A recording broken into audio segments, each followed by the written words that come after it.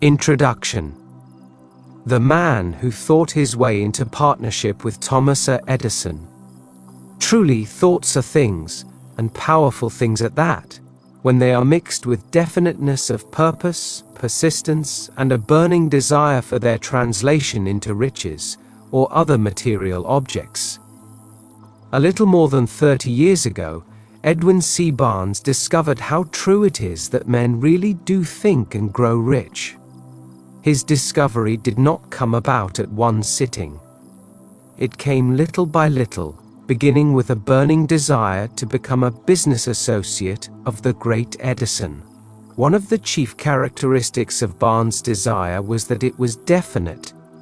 He wanted to work with Edison, not for him. Observe carefully the description of how he went about translating his desire into reality, and you will have a better understanding of the 13 principles which lead to riches. When this desire, or impulse of thought, first flashed into his mind, he was in no position to act upon it. Two difficulties stood in his way.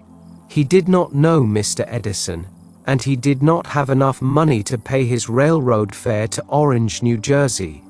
These difficulties were sufficient to have discouraged the majority of men from making any attempt to carry out the desire. But his was no ordinary desire. He was so determined to find a way to carry out his desire that he finally decided to travel by blind baggage rather than be defeated. To the uninitiated, this means that he went to East Orange on a freight train. He presented himself at Mr. Edison's laboratory and announced he had come to go into business with the inventor. In speaking of the first meeting between Barnes and Edison, years later, Mr. Edison said, "He stood there before me, looking like an ordinary tramp, but there was something in the expression of his face which conveyed the impression that he was determined to get what he had come after." I had learned from years of experience with men that when a man really desires a thing so deeply that he is willing to stake his entire future on a single turn of the wheel in order to get it, he is sure to win. I gave him the opportunity he asked for, because I saw he had made up his mind to stand by until he succeeded. Subsequent events proved that no mistake was made. Just what young Barnes said to Mr. Edison on that occasion was far less important than that which he thought. Edison himself said so. It could not have been the young man's appearance which got him his start in the Edison office, for that was definitely against him. It was what he thought that counted. If the significance of this statement could be conveyed to every person who reads it, there would be no need for the remainder of this book. Barnes did not get his partnership with Edison on his first interview. He did get a chance to work in the Edison offices at a very nominal wage, doing work that was unimportant to Edison, but most important to Barnes, because it gave him an opportunity to display his merchandise where his intended partner could see it. Months went by. Apparently nothing happened to bring the coveted goal which Barnes had set up in his mind as his definite major purpose. But something important was happening in Barnes's mind. He was constantly intensifying his desire to become the business associate of Edison. Psychologists have correctly said that when one is truly ready for a thing, it puts in its appearance. Barnes was ready for a business association with Edison. Moreover, he was determined to remain ready until he got that which he was seeking. He did not say to himself, well, what's the use? I guess I'll change my mind and try for a salesman's job." But he did say, "I came here to go into business with Edison, and I'll accomplish this end if it takes the remainder of my life." He meant it.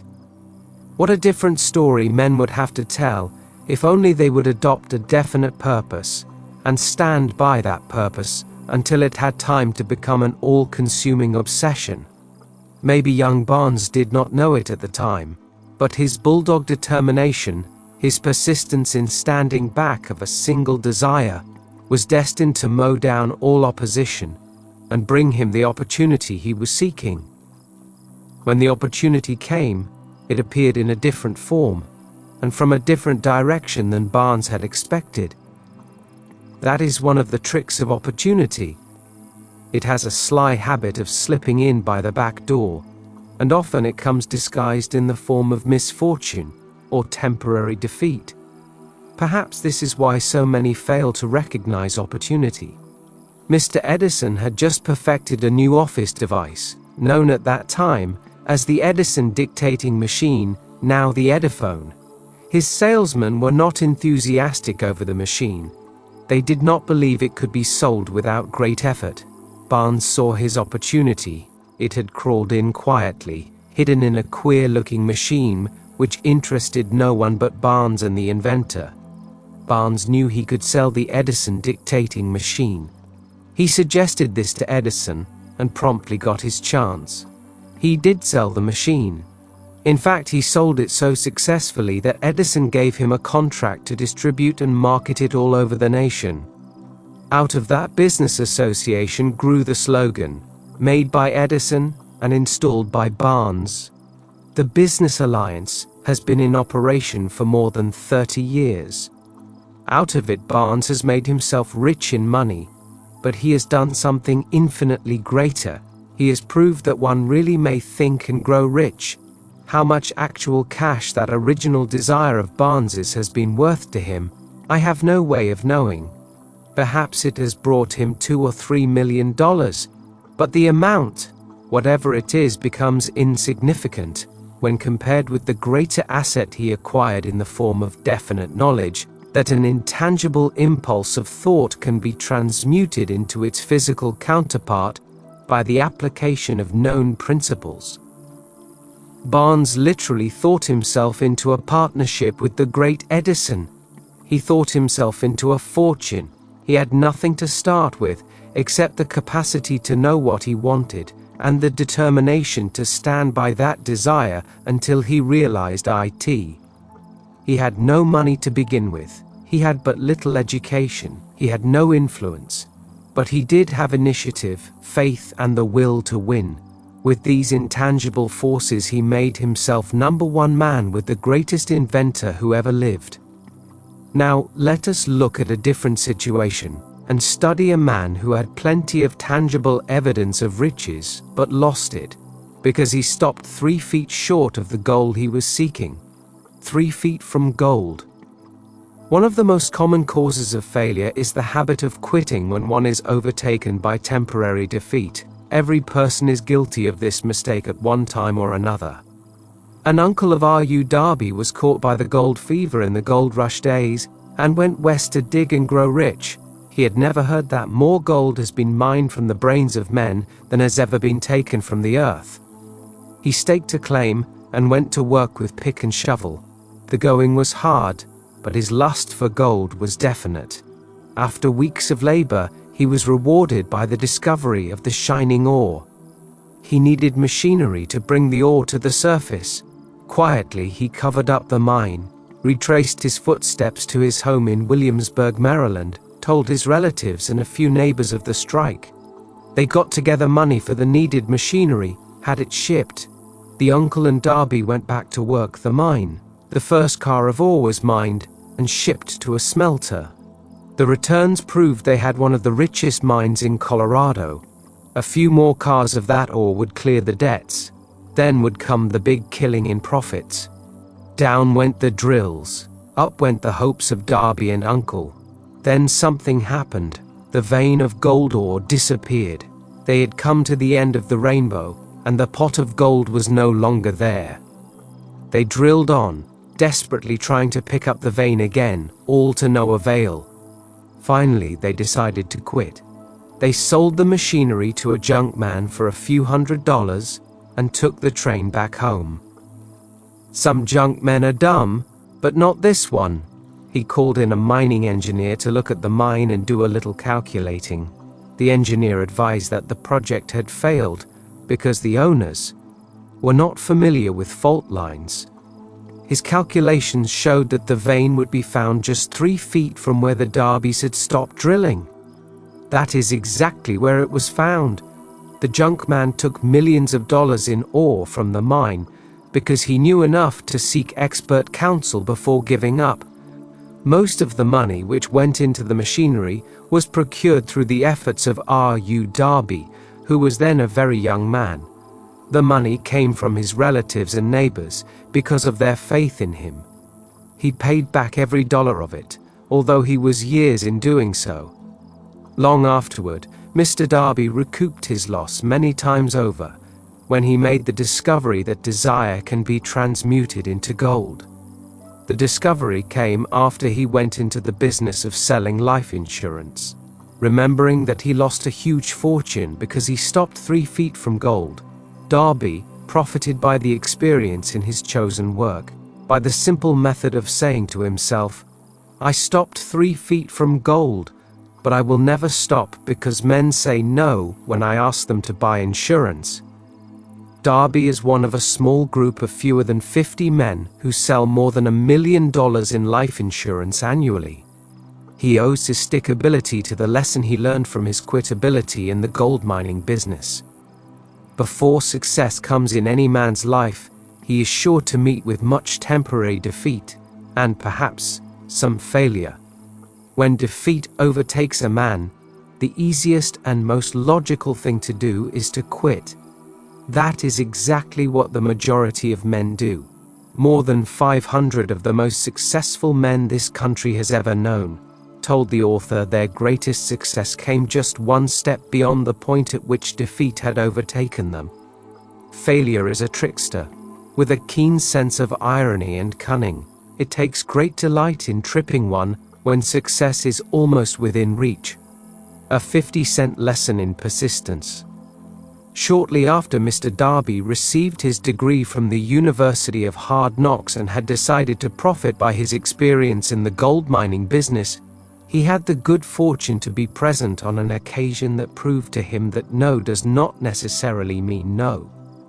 One afternoon he was helping his uncle grind wheat in an old-fashioned mill. The uncle operated a large farm on which a number of colored sharecrop farmers lived.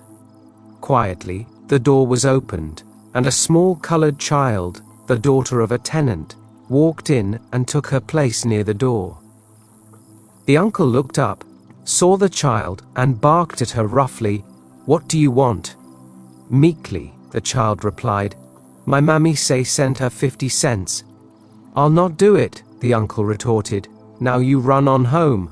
"Yes, sir," the child replied. But she did not move.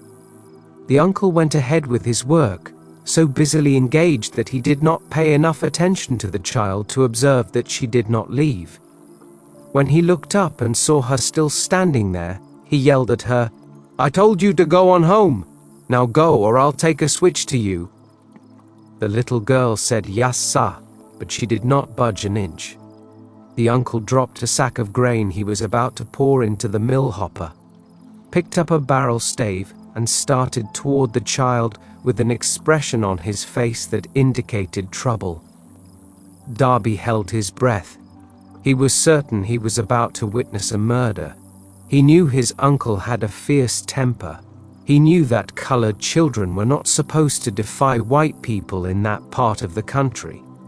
When the uncle reached the spot where the child was standing, she quickly stepped forward one step, looked up into his eyes and screamed at the top of her shrill voice, "My mammy's gotta have that 50 cents.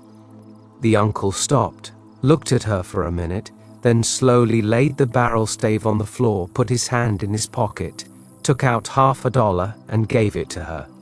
The child took the money and slowly backed toward the door, never taking her eyes off the man whom she had just conquered. After she had gone, the uncle sat down on a box and looked out the window into space for more than 10 minutes. He was pondering, with awe, over the whipping he had just taken. Mr. Darby, too, was doing some thinking. That was the first time in all his experience that he had seen a colored child deliberately master an adult white person.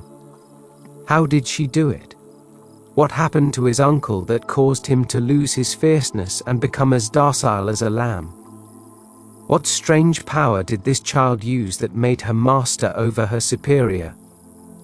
These and other similar questions flashed into Darby's mind, but he did not find the answer until years later, when he told me the story. Strangely, the story of this unusual experience was told to the author in the old mill, on the very spot where the uncle took his whipping. Strangely too, I had devoted nearly a quarter of a century to the study of the power which enabled an ignorant, illiterate colored child to conquer an intelligent man. As we stood there in that musty old mill, Mr. Darby repeated the story of the unusual conquest and finished by asking, "What can you make of it? What strange power did that child use that so completely whipped my uncle?" The answer to his question will be found in the principles described in this book.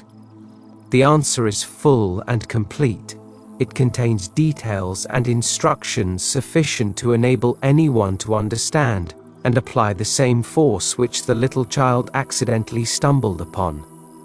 Keep your mind alert, and you will observe exactly what strange power came to the rescue of the child. You will catch a glimpse of this power in the next chapter. Somewhere in the book you will find an idea that will quicken your receptive powers and place at your command, for your own benefit, this same irresistible power. The awareness of this power may come to you in the first chapter, or it may flash into your mind in some subsequent chapter. It may come in the form of a single idea, or it may come in the nature of a plan or a purpose. Again, it may cause you to go back into your past experiences of failure or defeat, and bring to the surface some lesson by which you can regain all that you lost through defeat. After I had described to Mr. Darby the power unwittingly used by the little colored child, he quickly retraced his 30 years of experience as a life insurance salesman, and frankly acknowledged that his success in that field was due, in no small degree, to the lesson he had learned from the child. Mr. Darby pointed out, every time a prospect tried to bow me out, without buying, I saw that child standing there in the old mill, her big eyes glaring in defiance, and I said to myself, I've got to make this sale. Better portion of all sales I have made were made after people had said no. He recalled too his mistake in having stopped only 3 feet from gold, but he said, that experience was a blessing in disguise. It taught me to keep on keeping on, no matter how hard the going may be, a lesson I needed to learn before I could succeed in anything. This story of Mr. Darby and his uncle, the colored child and the gold mine, doubtless will be read by hundreds of men who make their living by selling life insurance. And to all of these, the author wishes to offer the suggestion that Darby owes to these 2 experiences his ability to sell more than $1 million of life insurance every year. Life is strange and often imponderable.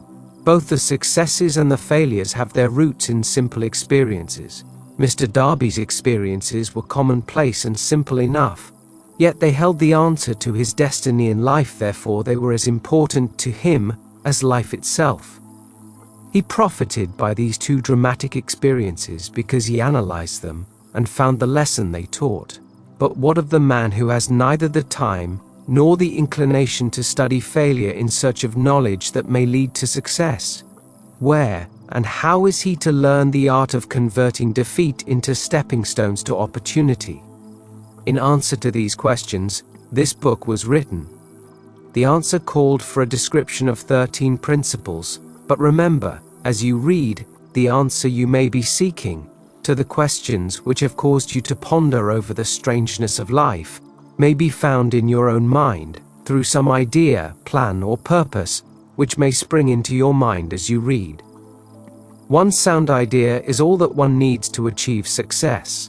The principles described in this book contain the best and the most practical of all that is known concerning ways and means of creating useful ideas. Before we go any further in our approach to the description of these principles, we believe you are entitled to receive this important suggestion. When riches begin to come, they come so quickly, in such great abundance, that one wonders where they have been hiding during all those lean years. This is an astounding statement, and all the more so when we take into consideration the popular belief that riches come only to those who work hard and long. When you begin to think and grow rich, you will observe that riches begin with a state of mind, with definiteness of purpose, with little or no hard work. You, and every other person, ought to be interested in knowing how to acquire that state of mind which will attract riches. I spent 25 years in research, analyzing more than 25,000 people, because I too wanted to know how wealthy men become that way. Without that research, this book could not have been written.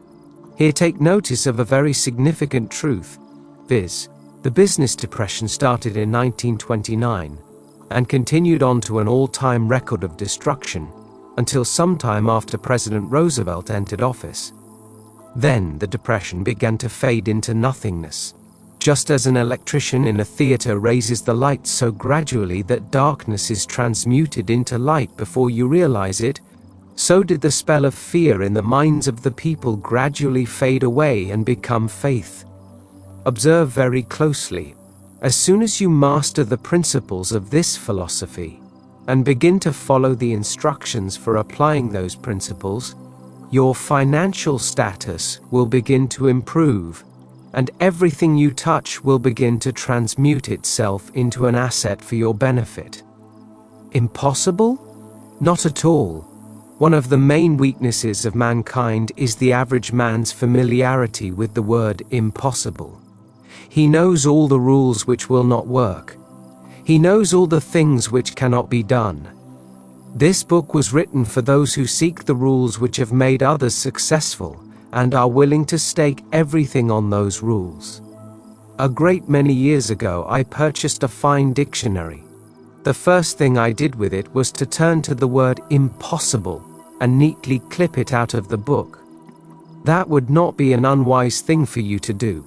Success comes to those who become success conscious. Failure comes to those who indifferently allow themselves to become failure conscious. The object of this book is to help all who seek it, to learn the art of changing their minds from failure consciousness to success consciousness. Another weakness found in altogether too many people is the habit of measuring everything and everyone by their own impressions and beliefs. Some who will read this will believe that no one can think and grow rich. They cannot think in terms of riches because their thought habits have been steeped in poverty, want, misery, failure, and defeat. These unfortunate people remind me of a prominent Chinese who came to America to be educated in American ways. He attended the University of Chicago. One day President Harper met this young Oriental on the campus, stopped to chat with him for a few minutes, and asked what had impressed him as being the most noticeable characteristic of the American people. "Why," the Chinaman exclaimed, "the queer slant of your eyes. Your eyes are off slant. What do we say about the Chinese? We refuse to believe that which we do not understand. We foolishly believe that our own limitations are the proper measure of limitations. Sure, the other fellow's eyes are off slant, because they are not the same as our own. Millions of people look at the achievements of Henry Ford after he has arrived and envy him because of his good fortune, or luck, or genius, or whatever it is that they credit for Ford's fortune. Perhaps one person in every 100,000 knows the secret of Ford's success, and those who do know are too modest or too reluctant to speak of it because of its simplicity. A single transaction will illustrate the secret perfectly. A few years back, Ford decided to produce his now famous V8 motor. He chose to build an engine with the entire 8 cylinders cast in one block and instructed his engineers to produce a design for the engine. The design was placed on paper, but the engineers agreed to a man that it was simply impossible to cast an 8-cylinder gas engine block in one piece. Ford said, "Produce it anyway." But they replied. "It's impossible." "Go ahead," Ford commanded, "and stay on the job until you succeed, no matter how much time is required." The engineers went ahead. There was nothing else for them to do if they were to remain on the Ford staff. 6 months went by, nothing happened. Another 6 months passed, and still nothing happened. The engineers tried every conceivable plan to carry out the orders, but the things seemed out of the question, impossible. At the end of the year, Ford checked with his engineers, and again they informed him they had found no way to carry out his orders. "Go right ahead," said Ford. "I want it, and I'll have it." They went ahead, and then, as if by a stroke of magic, the secret was discovered. The Ford determination had won once more. This story may not be described with minute accuracy, but the sum and substance of it is correct. Deduce from it. You who wish to think and grow rich, the secret of the Ford millions if you can. You'll not have to look very far. Henry Ford is a success because he understands and applies the principles of success. One of these is desire, knowing what one wants.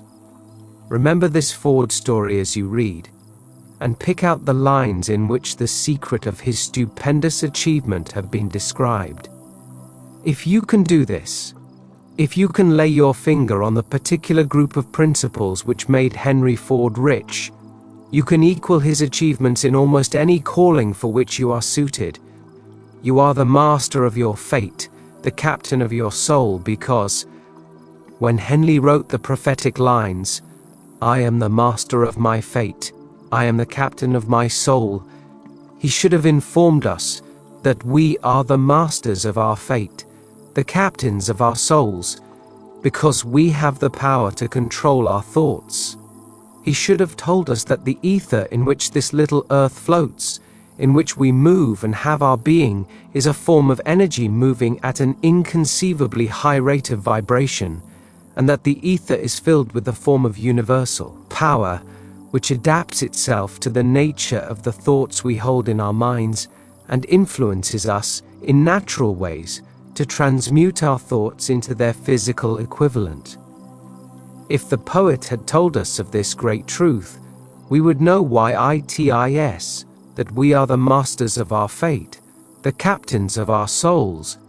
He should have told us with great emphasis that this power makes no attempt to discriminate between destructive thoughts and constructive thoughts, that it will urge us to translate into physical reality thoughts of poverty, just as quickly as it will influence us to act upon thoughts of riches. He should have told us too that our brains become magnetized with the dominating thoughts which we hold in our minds, and by means with which no man is familiar, these magnets attract to us the forces, the people, the circumstances of life which harmonize with the nature of our dominating thoughts. He should have told us that before we can accumulate riches in great abundance, we must magnetize our minds with intense desire for riches, that we must become money conscious until the desire for money drives us to create definite plans for acquiring it.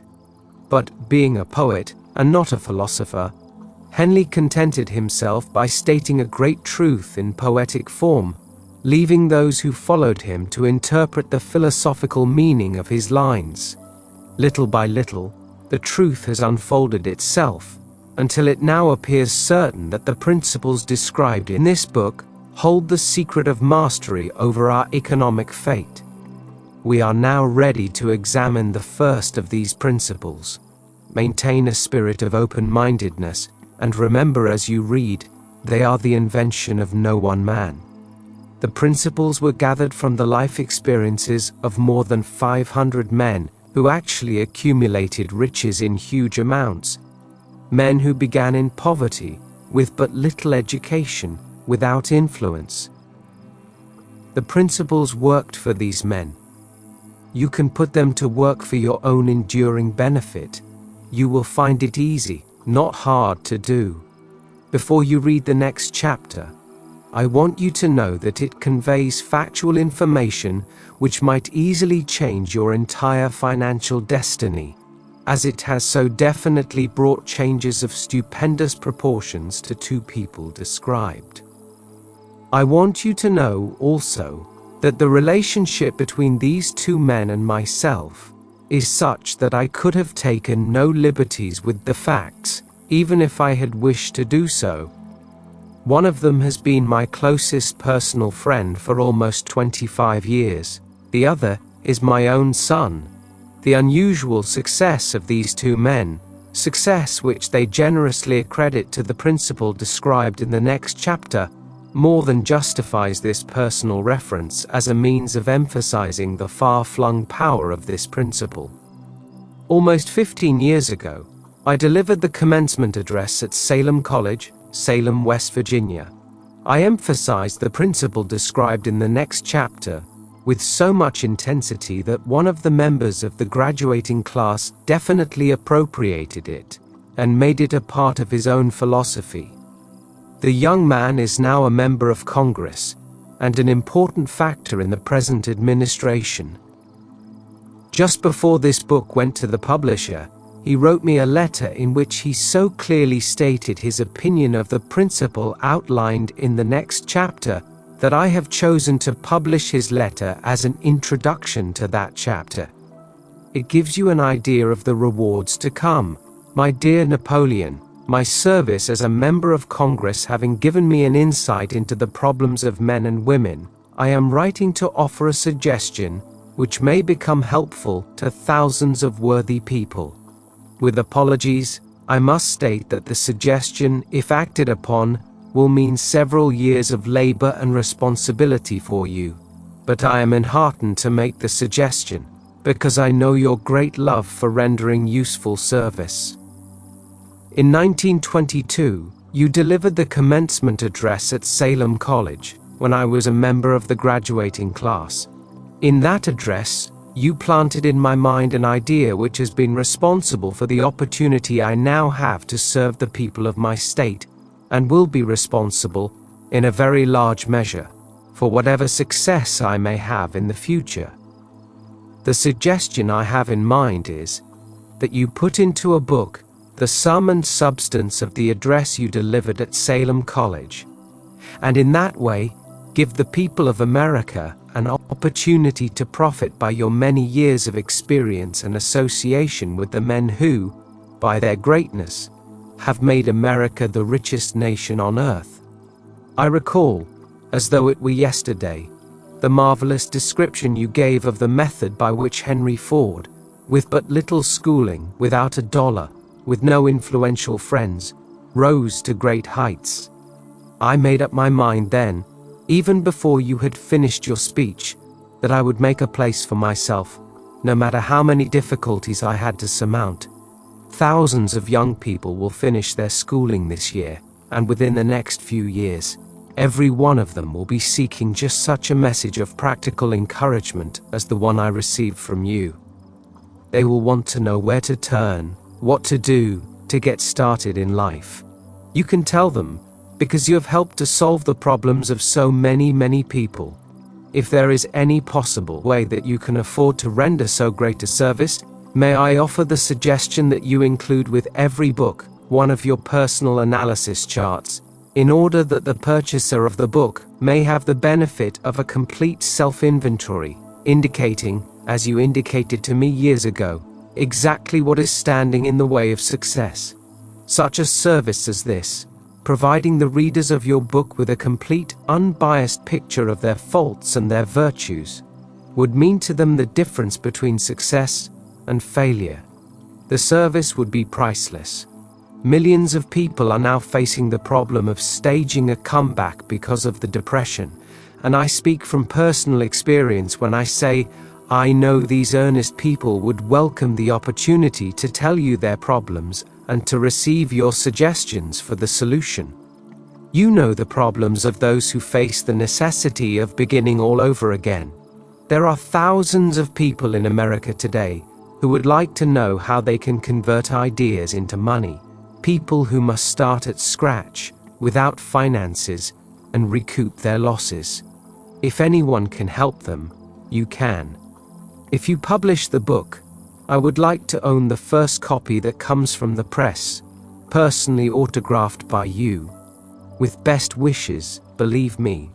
Cordially yours, Jennings Randolph.